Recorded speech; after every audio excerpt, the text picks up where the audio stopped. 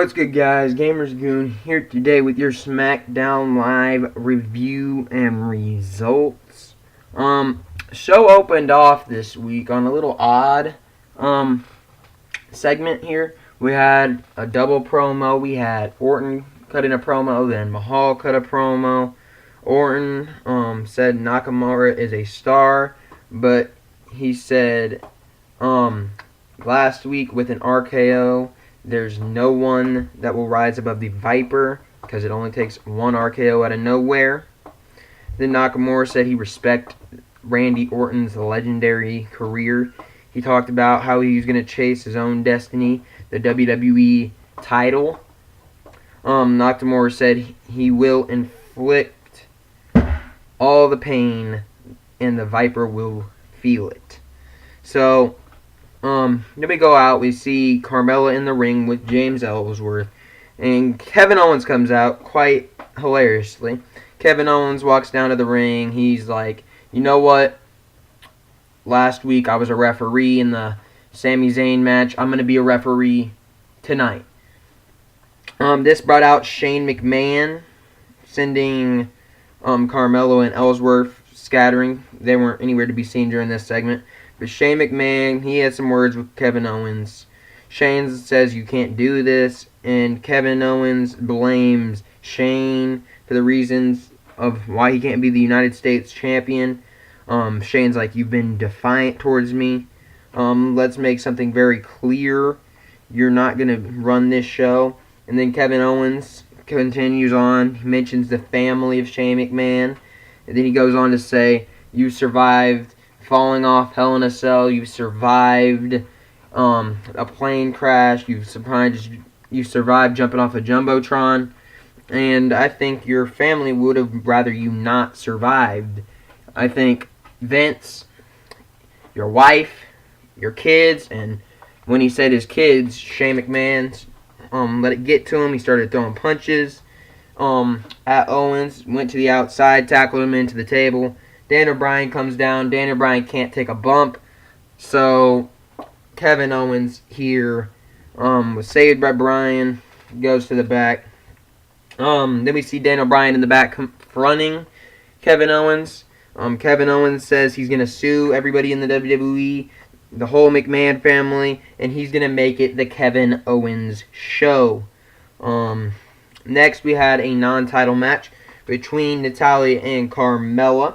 Natalya here, she didn't really prove to me too much, but Carmella, she hit a super kick onto Natalya. 1, 2, Ellsworth gets on the ring because he thought she was about to get a 3 count. He drops the briefcase in on accident. Ref picks it up, thinks she cashed in.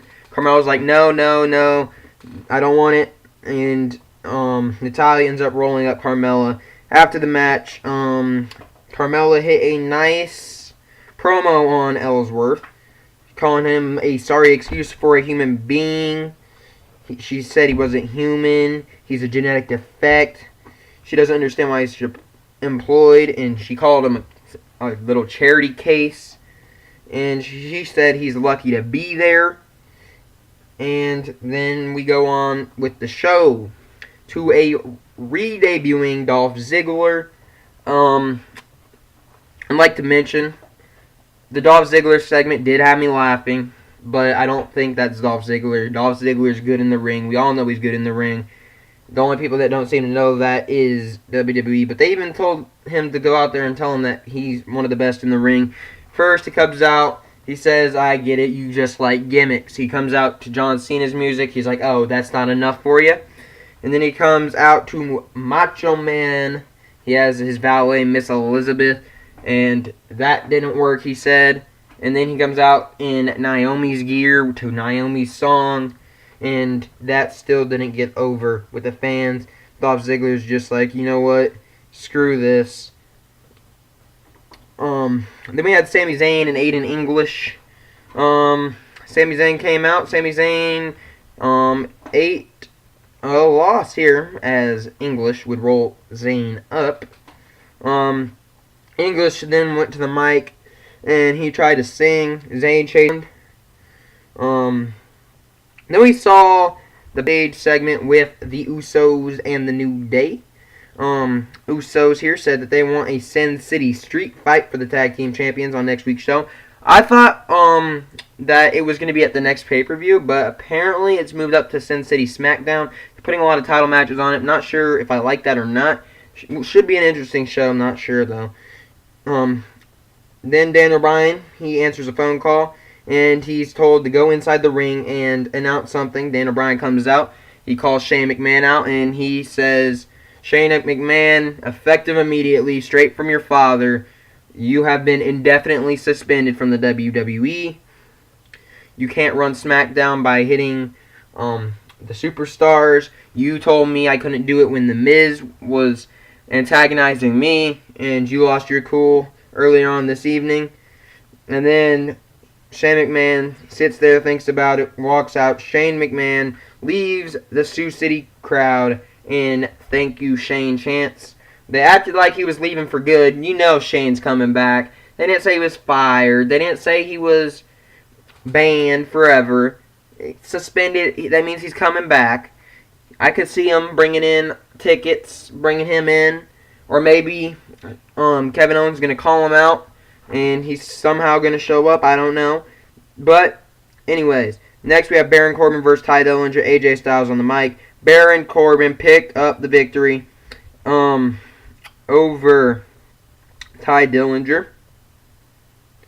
Backstage, AJ was like, Ty, you had a good match tonight. I was pulling for you. Baron hit a cheap shot on you.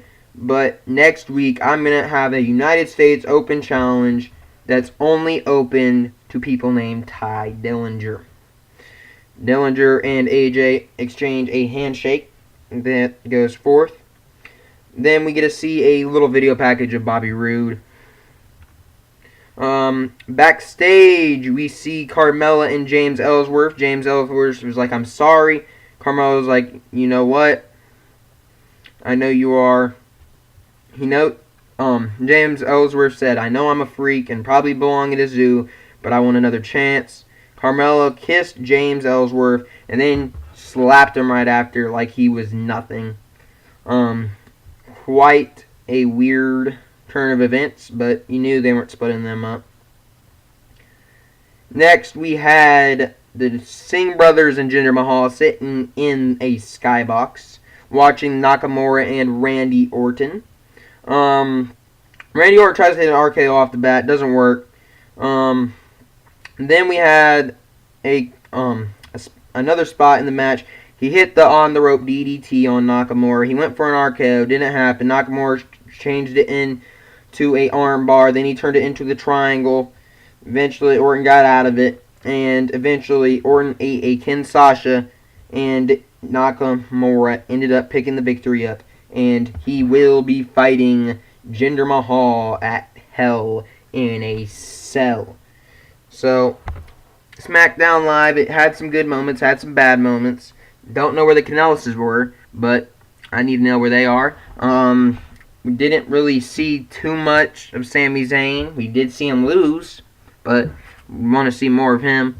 But anyways, that's been it. Thank you guys for watching the SmackDown Live review.